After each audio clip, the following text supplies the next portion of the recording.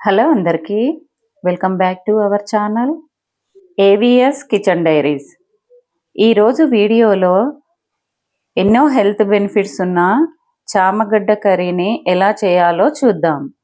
చాలా తక్కువ ఇంగ్రీడియంట్స్తో చాలా తక్కువ టైంలో అయిపోయే ఈ కర్రీ చాలా టేస్టీగా ఉంటుంది, అలాగే హెల్త్కి కూడా చాలా మంచిది.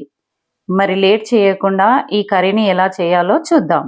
ఈ కర్రీ వేడి అన్నంలోకి, చపాతీలోకి, జొన్న రొట్టెలోకి చాలా టేస్టీగా ఉంటుంది. ముందుగా పావు కేజీ చామగడ్డల్ని తీసుకొని పైన పొట్టు తీసేసి ఇలా సన్నగా కట్ చేసి పెట్టుకోవాలి. అలాగే ఒక ఉల్లిపాయ, 2 టమాటాలని కూడా సన్నగా కట్ చేసి పెట్టుకోవాలి. తర్వాత స్టవ్ వెలిగించి ఒక కుక్కర్ పెట్టుకొని అందులోకి 2 టేబుల్ స్పూన్ల ఆయిల్ వేసుకొని 1 టీ స్పూన్ జీలకర్ర వేసుకోవాలి. జీలకర్ర కొద్దిగా వేగిన తర్వాత ఇందులోకి ఒక 2 పచ్చిమిర్చి చీలికలు వేసుకోవాలి. పచ్చిమిర్చి వేసిన తర్వాత సన్నగా తరిగి పెట్టుకున్న ఉల్లిపాయ కూడా వేసి బాగా వేయించాలి. ఉల్లిపాయ కొద్దిగా వేగితే సరిపోతుంది. అలాగే ఇందులోకి కొద్దిగా కరివేపాకు కూడా వేసుకోవాలి. కరివేపాకు వేసి ఒకసారి బాగా కలుపుకోవాలి. ఇలా కలుపుకున్న తర్వాత 1/2 టేబుల్ స్పూన్ అల్లం వెల్లుల్లి పేస్ట్ కూడా వేసుకోవాలి.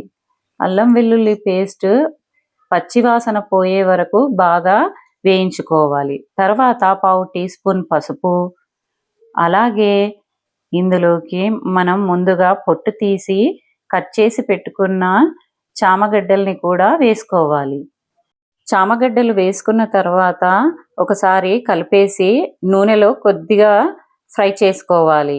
ఇలా ఫ్రై చేసుకున్న తర్వాత మనం ముందుగా కట్ చేసి పెట్టుకున్న 2 టమాటోలను కూడా ఇందులో వేయాలి.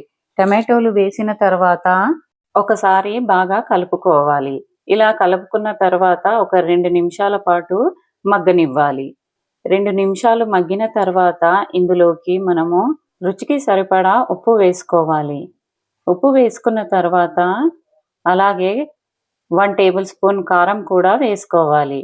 అలాగే ఇందులోకి 1 టీ స్పూన్ ధనియా పౌడర్, అలాగే 1/2 టీ స్పూన్ జీరా పౌడర్ కూడా వేసుకోవాలి.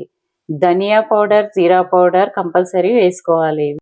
వీటి వల్లే కర్రీకి మంచి టేస్ట్ వస్తుంది. ఇవన్నీ వేసుకున్న తర్వాత ఒకసారి బాగా కలుపుకోవాలి.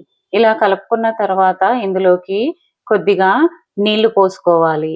నీళ్లు పోసిన తర్వాత మళ్ళీ ఒకసారి కలుపుకొని కుక్కర్ మూత పెట్టుకోవాలి.